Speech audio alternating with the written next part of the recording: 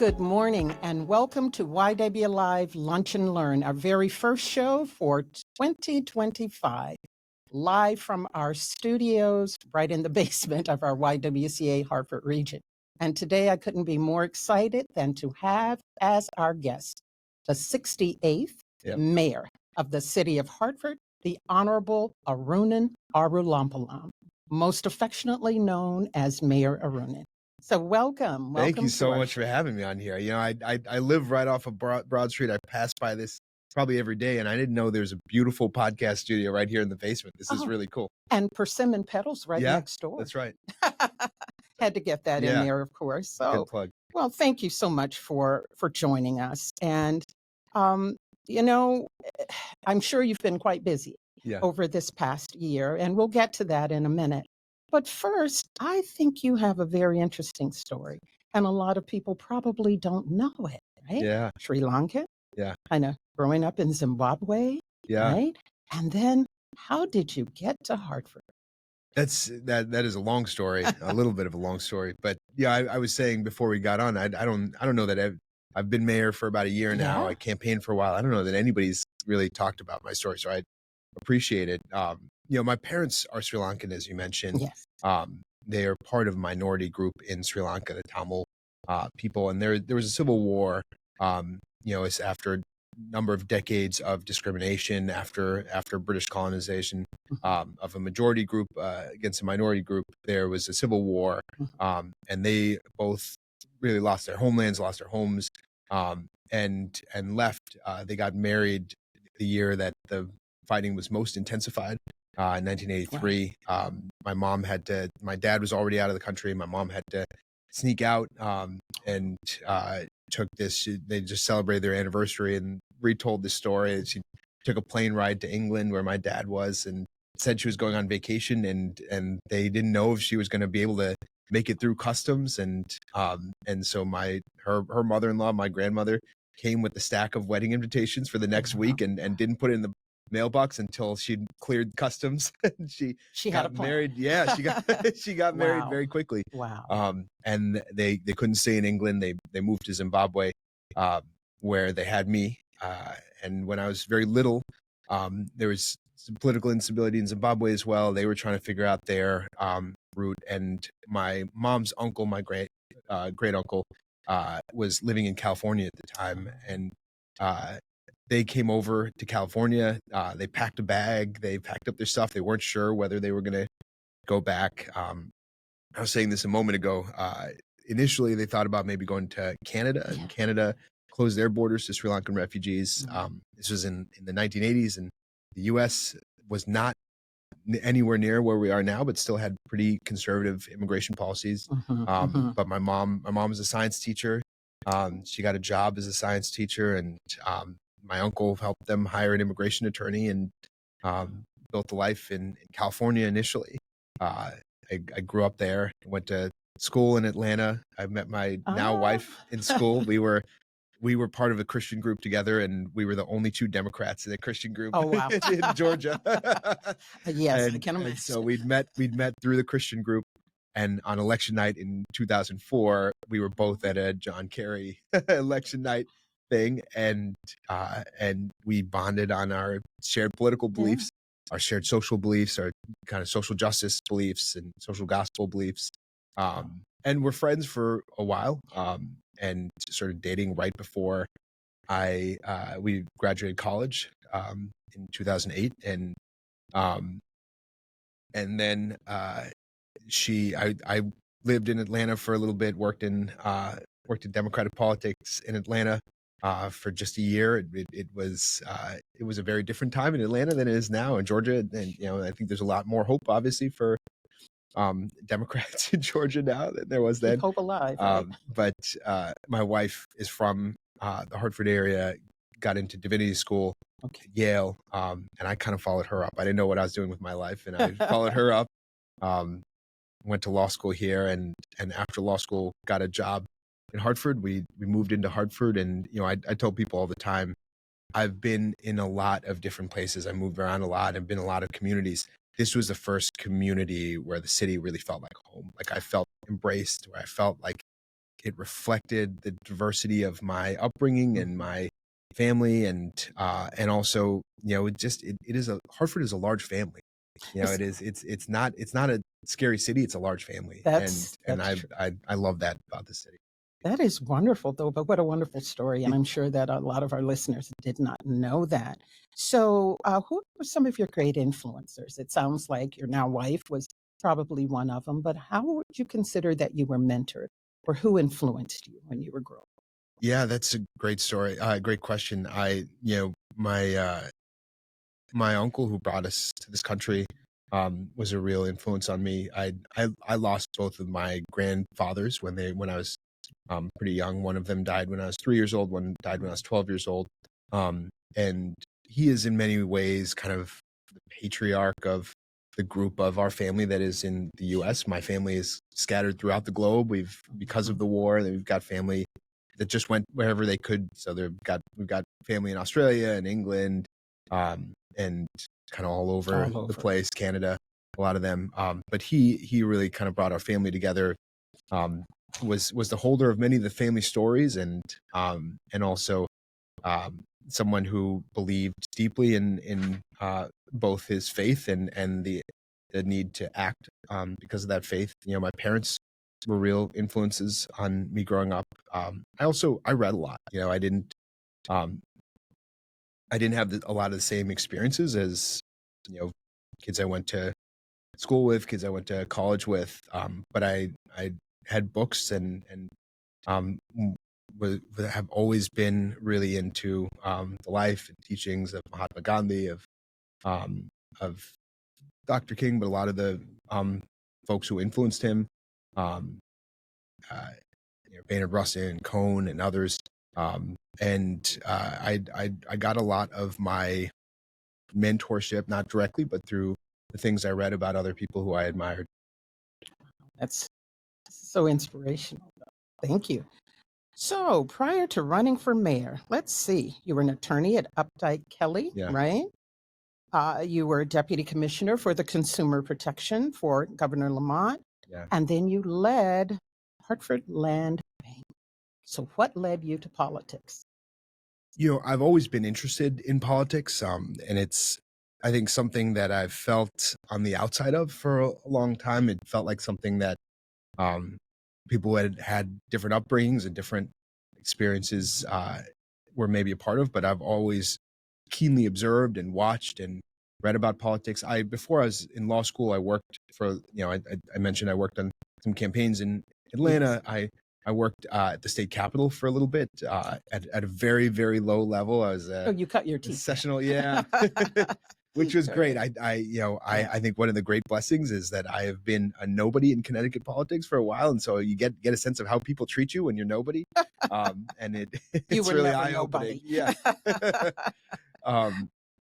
And I've always believed in the potential for the political system to create change and to make an impact. I graduated the year that Barack Obama was elected, and it was, for people of my generation, I think, such a time of hope, of possibility. And we've seen so much of that hope get clawed back. But I still believe in that hope that underlies that if we can work together, we can create real change. And at the end of the day, politics is really about people. And so That's right. while I've had a varied kind of background, I've always been interested in the potential of people coming together to create change in all those roles. And, I took my time as a land bank, partially as head of a nonprofit, but really largely as an organizer. It was about, how can we get more Hartford residents rebuilding these properties? If we're going to put dollars into turning blighted properties into homes, how do we make sure that Hartford residents are at the forefront of developing those properties, have the understanding they need to become developers in that way? And so we created this cohort program to train Hartford residents to redevelop properties in our city and to get properties to them. And each of those roles has been about my belief in the possibility of the people around me. You have to believe. That's one thing about this. If you don't believe and you don't love people, right? I don't think you can do this work. So, were there any particular obstacles that you had to overcome once you made the decision? I'm going to run. What happened then? What next? I think initially it felt like nothing but obstacles. I was young, still am somewhat young in this role. There were two opponents, people I really respect, who've served this community for a long time. Senator Fonfara and Senator Coleman, who I ran against. Senator Coleman was first elected, I think 3 years before I was born. Senator Fonfara the year after I was born. And they'd been putting in time serving the community, and so I felt like I, both as somebody who wasn't born in the city of Hartford and didn't grow up here, and as someone who was just younger and had spent less time, had never been in an elected office, had to spend more time explaining to people why I wanted to do this, what my vision was, what my plan was for the city. And it is something I feel very fortunate for now, having come in that role, because very often when you get into political offices like this, there are groups of people who feel like they got you there, Right. and that you might owe them something because they got you there. Yes. And there, I certainly had some incredible supporters who did so much, and without whom I wouldn't be here. But none of them are the kinds of people who walked into my office on week one with their hand out and said, "Now you got to help me with this thing, or you got to get this job for this person for me." That's how it was you have people the right who, people. believed in the city and what was possible in the city, and Yeah. were only attracted to me because they believed it was possible in the city. That is wonderful. I know one of your very early supporters, and we had the pleasure of working together in the past, Miss Diane Lewis. And Yeah. she said, told stories of middle of the night, you were walking the streets of Hartford, that you weren't afraid when some people were tucked away, that she's like, I had him in some places that he probably wondered, what are we doing? But you were meeting people and Yeah. shaking hands and and answering the questions that you just spoke about. Why And you were running for I mayor. still try to, on cold nights, I go out and check our park benches and under highways, and talk to members of our unhoused population who don't have a place to be. And I think it's that's really tough. important for the leader of the city to understand every part of the city, and not just the folks who are likely to vote or the folks who are Absolutely. likely to contribute. Every component of the city is just as important as the other component. And I think it's hard to lead a city when the only information you get is up in City Hall in your That's your right. office, and That's it's right. very easy for that office to become an insular cell. And I think you have to be proactive about getting outside of City Hall and being in the community. No, and that's great that you do that. And I know you're out there quite a bit, and attending events, talking to people. And so that's wonderful. So true to the promises that you made and commitments you made when you were running for leader. I hope so. That's certainly admirable. So you came in with, though, a very ambitious plan of things that you wanted to do. And you're 1 year in, as you just said a few moments ago, and you have focused on making new investments. You've talked about a new sports and recreation department. Just talk, if you will, a bit about some of those early thoughts you had about what you wanted to do as mayor. And now in year one, where do you think you are on that? What are you thinking now? Yeah, we had at the end of last year a little staff retreat with our core team inside the office, and some of the folks who'd helped me out on the campaign, and talk through kind of the promises I'd made during the campaign and where we are. And I hadn't really looked back at a lot of my old campaign material until then. But I was really pleased that I think we'd made some real strides in the areas that I felt were important, because I'd heard from community members for a long time they were important. And so, one of the biggest was on housing, which obviously from my time at the land bank, I had some experience with, had a real passion for. And I think, the first year in general was about laying out a vision for where we wanted to go over the course of this 4 years, and then making the investments, which were sometimes hard to make. Yes, yes. In that, but we're a city that has the lowest home ownership rate in the state. And that means two things. That means, one, that we are a city predominantly of renters. Over 3/4 of our residents, 76% of them are renters. And we wanted to make sure that we were doing everything we could to protect those renters. So within the first month in office, we announced a number of initiatives to raise penalties on problem landlords. We came up with a task force for problem landlords to identify those who are really hurting our residents the most. And we worked to create a housing liaison position that we're working now to try to expand into a full-time position.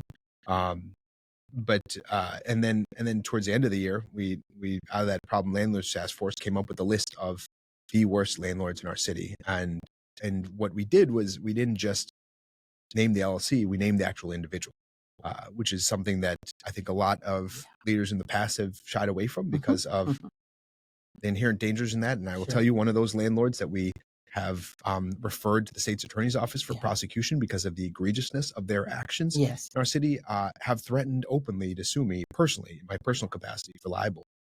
So it's a conversation I had to have with my wife and plan for. But what I said to my staff, what I talked about with my wife is there's so many residents in the city who are facing just unimaginable circumstances in housing. In a city that is the capital of one of the wealthiest states in this country, that is the wealthiest, nation in the history of our world. And the kinds of conditions that we have residents living in is deplorable. And the people who own those properties have gotten so used to intimidating people into silence. And they can intimidate those tenants into silence because they're facing some of them are facing either speaking up or keeping their home. Where am I going to go? They might be homeless if they speak up. And that's a fear that, whether true or not, they have to live with. And so as mayor, I can stand in front of that and they can throw their best shot at me. But I don't have to back down. And for my residents, I think that's really important that we do that. And we're going to continue to publish these problem landlords lists because these landlords, many of them live outside of the state of Connecticut and they go to dinner parties and live in social circles and have plenty of money. And I'm sure many of their friends don't realize that they're making their money off of harming some of the most vulnerable residents in our city. And I want to make sure that, if you Google that person, what is happening here in the city of Hartford, and that other, folks in other cities where they might want to also invest in properties also know here's their track record. Here are the level of problems we've had with them in the city of Hartford. And you should just know before you get engaged with this person, this is what might come your way as well. Well, I want to tell you that is something near and dear to my heart because when I was in law school and you had to participate in either the housing clinic or a health clinic, and I did housing. And I was in the city of St. Louis at St. Louis University School. They've got a fantastic mayor, by the way. And I will tell you what, there was a wonderful gentleman, John M., and I'll never forget him. And he's like, Adrienne, we're going after the slumlords. We are actually, and you are so right about some of the deplorable conditions that people expect other human beings, conditions they wouldn't live in. And the intimidation and the threats, and you better not do this because I'm so-and-so.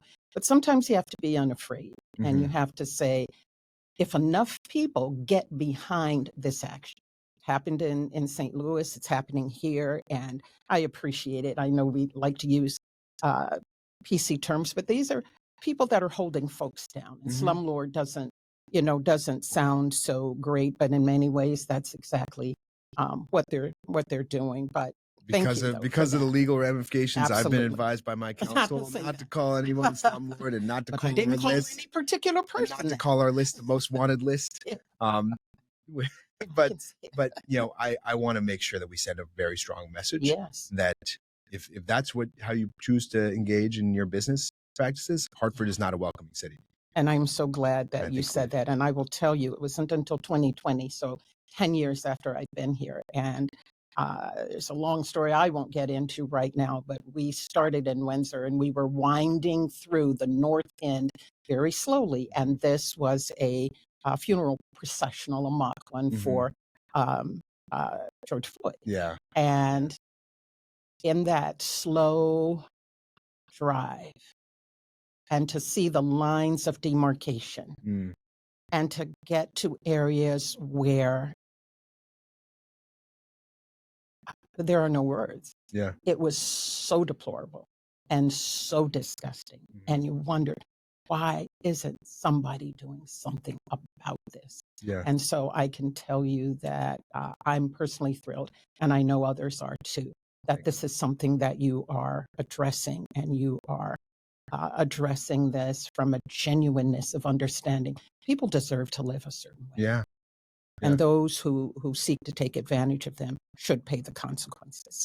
And then the flip side of that is, we need to deal with the deplorable living conditions of renters now. Yes. And also for decades, Yes. as you know well, Black and brown families in places like Hartford haven't been able to own and control their own properties. Yes. And in many ways, that is the core of this crisis and will continue to be a crisis because you don't have control over housing costs. That's right. When you're paying the That's rent, right. you don't have control over the conditions oftentimes and what your property looks like and if you're not paying the rent. And so we've got to at the same time create a pathway in which we break the cycle and Hartford residents can start to own.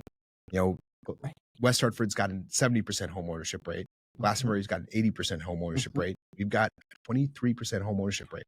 And that is the core of why, if you zoom out across America, household wealth between white families and Black families has grown since the Civil Rights Act was passed, which I think shocks a lot of people when they hear it. And I'm, not you're not among them, but it should be a shocking fact to all of us and to the conscience of this nation. And so there are conversations that I've had with the governor about this and with legislators.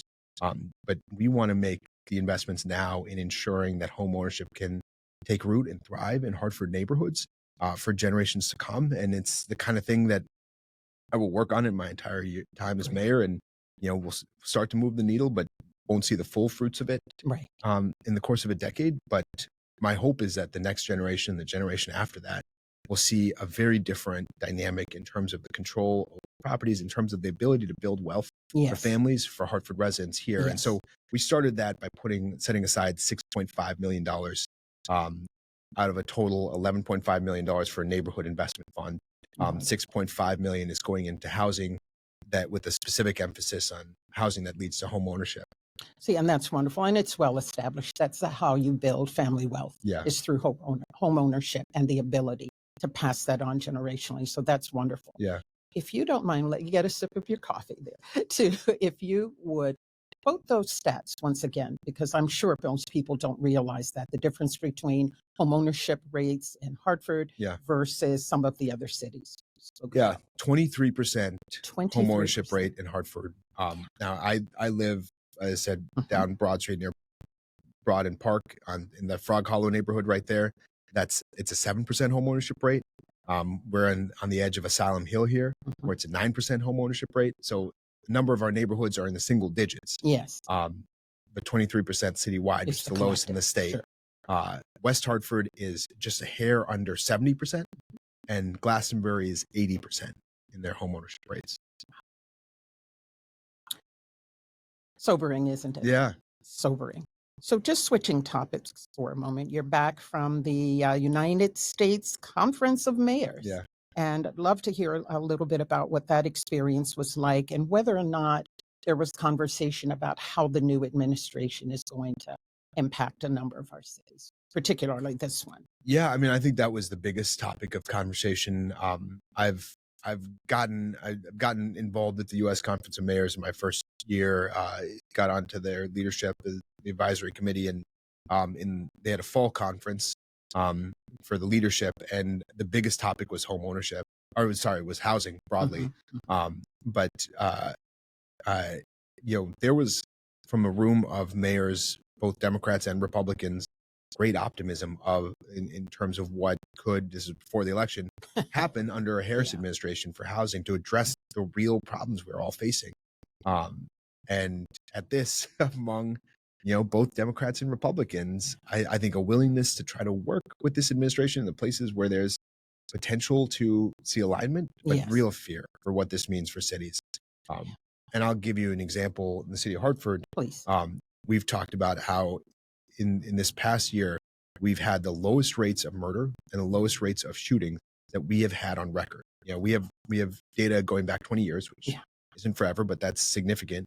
It is. And in that time, this year, there are obviously there was a peak during the pandemic in shootings and in homicides. And some cities have come back down to the previous pre-pandemic levels. We've come down below those pre-pandemic levels because of the investments made in both smart policing and in the technology around policing and data-driven approaches to policing that identify kind of the areas in which crime is likely to pop up. And also the violence prevention ecosystem that we have here, Mothers United Against Violence and Compass and HCTC and ROCA and this incredible group of nonprofits and the federal funding that has gone into those nonprofits.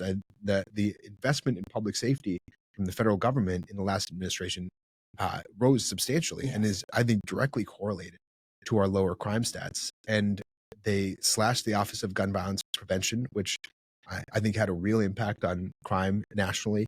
There's conversation about rolling back some of the protections on firearms that Senator Murphy was obviously very instrumental in passing, that I think had a real impact. We've taken over 300 illegal guns off of our streets each of the last 2 years.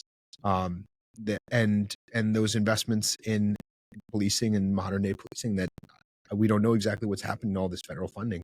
And those cuts in public safety, I think if they are made over this next year, will have the reverse impact. Our cities will become less safe. The city of Hartford will become less safe. And we are leading the way in showing that you really can, by working together with community organizations and the police department, you can create safer streets. You can create safer neighborhoods. That's right. And it's happening in Hartford. We've got a long way to go, but we want to go in that direction because it's working for us.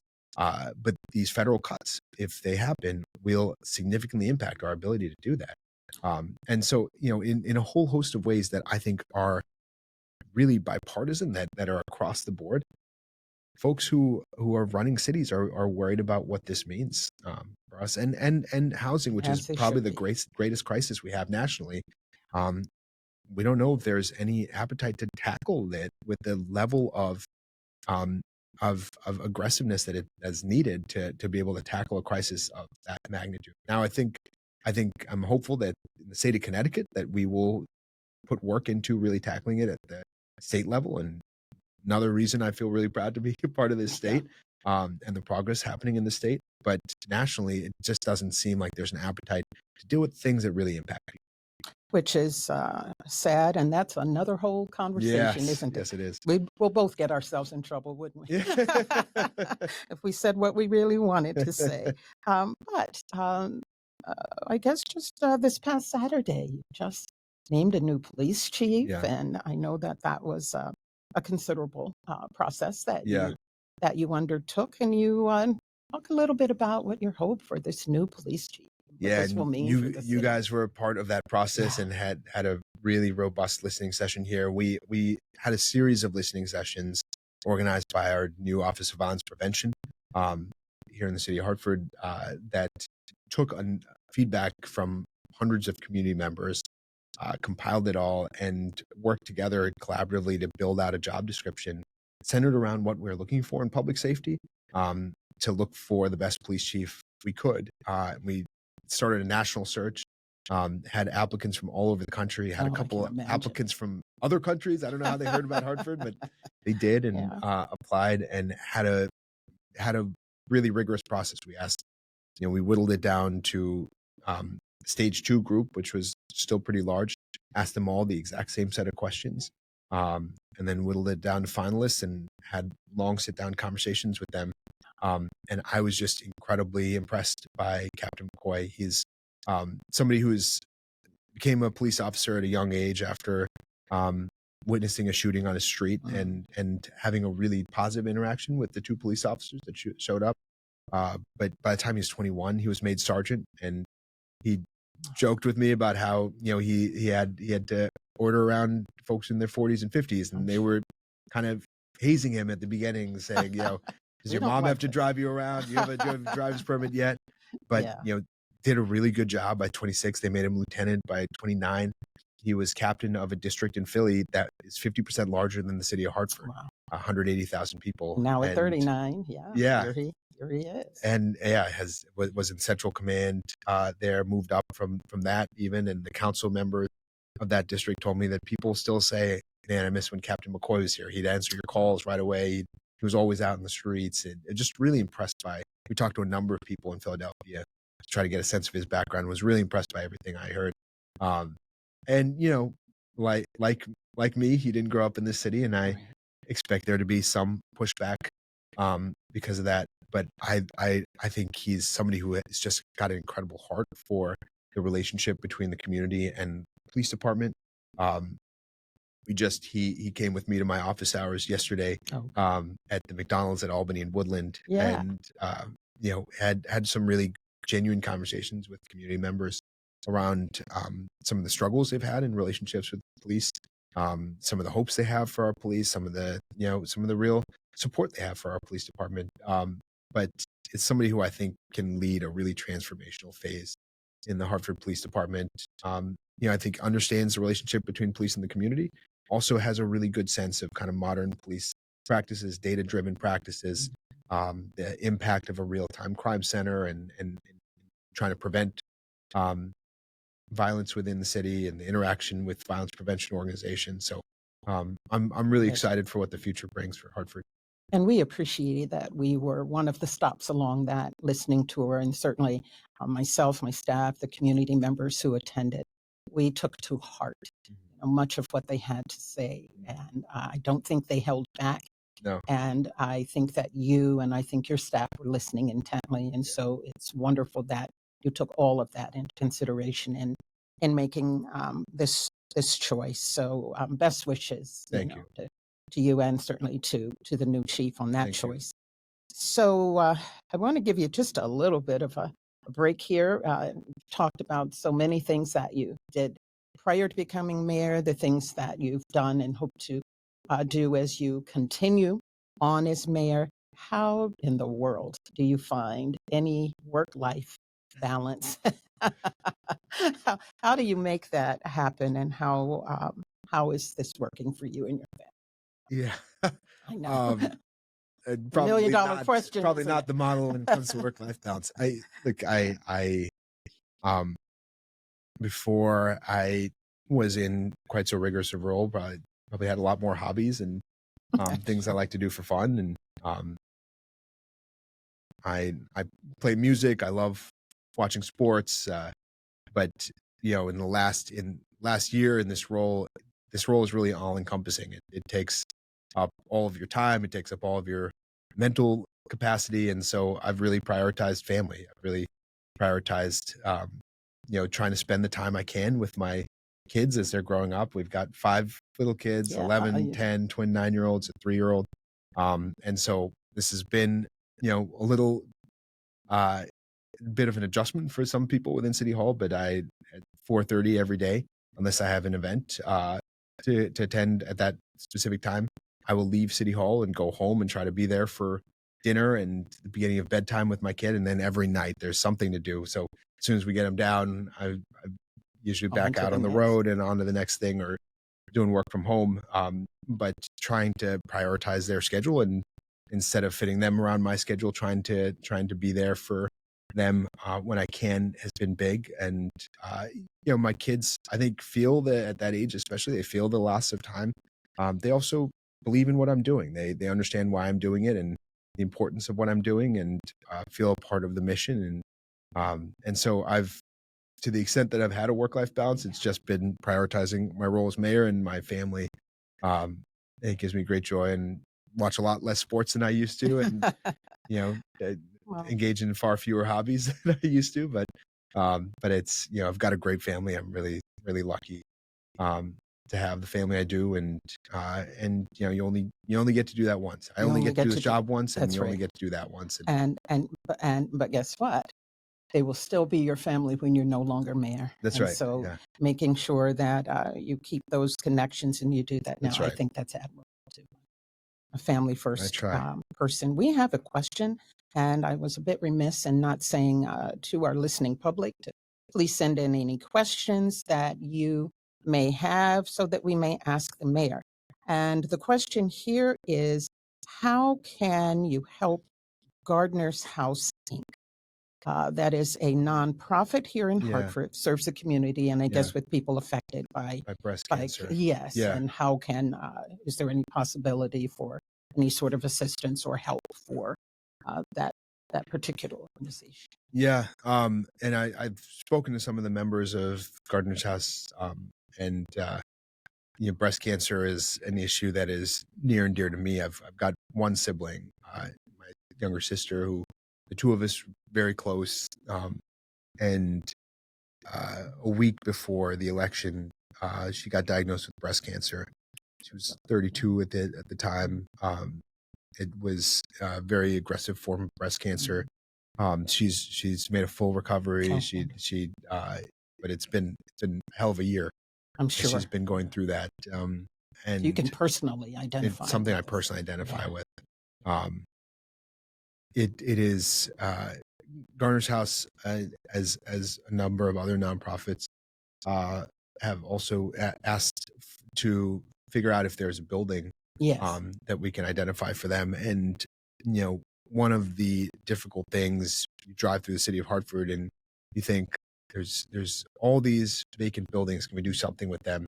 And usually, if they're in decent condition, they're owned by somebody privately. Yes. And you hope that they would move those properties along before they get in bad condition. But by the time the city gets many of those buildings, they're in pretty bad condition. In fact, the vast majority of the properties that are owned by the city are vacant lots. And we're trying to figure out a plan to turn some of those into home ownership. But handing over those buildings, this is something I learned at the land bank, because the city would hand the land bank buildings for $1, and every single one of those buildings cost more than they would get. Of course. Yeah. Because the construction it costs more than it is worth. And so, I believe that Gardener's House was connected with the Department of Development Services at the city. They're the economic development arm of our city. We continue to be on the lookout for buildings that would be suitable for nonprofits. And obviously there's a lot of great nonprofits doing great work. Yes. That would like to have a building, need some sort of a home base, and we would love to find ways to make that work. But we are sometimes limited in the capacity we have to present realistic options that don't cost that nonprofit now more money than we are kind of giving them, that don't come at an operating loss for those nonprofits. So, but clearly something that you've given some thought to and consider and are still it's certainly on our radar, yeah, and figuring that out. Thank you so much, Mr. Mayor. Yeah. So another top priority, education. Yeah. And now, first select a new police chief. Yeah. Now you're going to get to select a new superintendent of schools. So what are you thinking about that particular process? And will you approach it similarly to, what you did with the new police chief? Yeah. I'll talk about the superintendent, and if it's okay, talk about education a little more broadly. Absolutely. Because Please. It's something that's near and dear to me. What I learned through this process is oftentimes there is in these processes some sort of like a public interview portion of it. Yes. And the truth is, if we had engaged in that sort of a process, we wouldn't have had Captain McCoy, because you can't go from another department, go through a public interview process and risk not getting it, and then having to go back with everybody there knowing that you tried to get out. And so I think that the process of getting robust community feedback early on is so important. But then going through a real HR process in which everybody's held up kind of apples to apples and by the same rubric, by a group of individuals in an interview panel that you trust, that can make a decision that's best for the city of Hartford, and that's not politicized. That's not about kind of everybody lobbying for their best friend to get that job. I think leads to the best result. And people who I respect and love can disagree with me on that, but I think it really worked out in our police chief search. So I'd like to see a similar process for superintendent, and I think we actually are a step ahead, because one of the things I did last year was create a Blue Ribbon Commission on Education, and we brought together a really thoughtful group of people. It was co-chaired by Andrea Comer, who's the chief of staff to the treasurer, who I know you know well. Yes. Hector Rivera, who runs OPP, and Kate Carbone, who's a former superintendent of Bristol and was a chief performance officer for Hartford Public Schools for a while, knows Hartford schools well. And three incredible individuals who contributed an inordinate amount of time to this process just out of love for the city of Hartford. Didn't get a single dime out of it. And a board of this group of commissioners who were really diverse and really represented all the stakeholders. There was a representative from the superintendent's team. There was a person from the teachers union, chair of the board of ed, city council person, 2 state reps, funder, parents. Really all the parties were around the table looking at the same set of challenges and getting a ton of feedback. Again, I mean, they had focus groups, they had surveys, they talked to so many people in the community about education, about the shortfalls, about what's working in the system, and came up with a group of recommendations that we're hoping to release soon to the public, that are really broad reaching, that involves some action from the city, involves some action from the Board of Ed, involves some action from the state legislature, some action from the State Department of Education, but more than anything, requires us all to kind of come together around a set of solutions to our schools, and looks at how we can take the existing infrastructure and really create centers of excellence for Hartford Public Schools. And I think that work sets us up well, because it hands whoever the incoming superintendent is a playbook, a blueprint of how we can move forward together, and a group of individuals who are united behind that effort. And I think that's so important. When I went through this grueling campaign process, it was tough. Urban politics can be tough, but I felt a sense of folks uniting as I came into this office. So much support from so many parts of the community that really just wanted the best for the city. Right. That's and it. My hope for our next police chief and for our next superintendent is that they come in with that same sort of united front behind them, because their success is our success as a city. That all of us who are growing in the same direction, who want a better city, we need to work together. We need to want the best of each other and from each other. And that's my hope when it comes to education. Well, that's a wonderful hope. And of course, we'll all be watching and certainly here to assist in any way that we can in that process, to include another listening session right here. Yeah. So thank you so much for that. So I'm leading an organization where we say we're going to eliminate racism and empower women. And now we're faced with DEI. It's now, don't say it, much less do it. How's the city going to respond to that, and still assuring that we do have diversity and equity and hiring and policies? How are you going to get around this? We're not going to change any city policies based on that.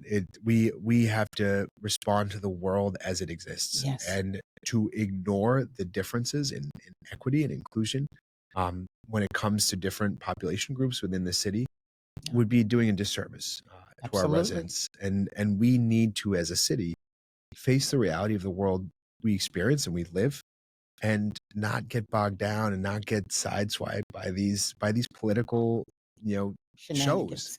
And that's what it is more than anything. I had an all directors meeting yesterday. It's a weekly meeting with all the heads of our departments of the city, and I said, this administration in Washington wants us to sit here anxious, watching the next step, worried, unable to do our jobs. We're going to keep doing our job in the city of Hartford, and that means that furthering the goals of equity and inclusion, because the city of Hartford, you can't run the city of Hartford if you don't want to further goals of equity and inclusion. And it's going to mean, welcoming all of our residents and making sure all of our residents feel welcome here and invited here, and know that they're a part of the progress of the city. It's going to mean preparing for what might come, the federal cuts and federal freezes that were threatened and maybe pulled back, and maybe not. But not allowing what we do to get dictated day by day by Washington. What we're doing here in the city of Hartford is working, And if they want to come see a city that is making progress, that is really working, should be a model for how you move forward, how you create safer neighborhoods, how you better address problems with youth, and reach out to your youth, how you address housing, and how you bring back commercial corridors, and they should come to Hartford, Come to Hartford. and we'll have a lot of answers for them. But we're not going to change what we're doing because of the craziness of the news that comes out of DC. Well, kind of suspected that, but it's certainly great to hear you, and I can't think of a better way to end this. So, Mayor Arunan, thank you for being our guest. you. We've really appreciated you today, and thank you all and our listening public. And we'll see you next time on YW Live Lunch and Learn. Take care.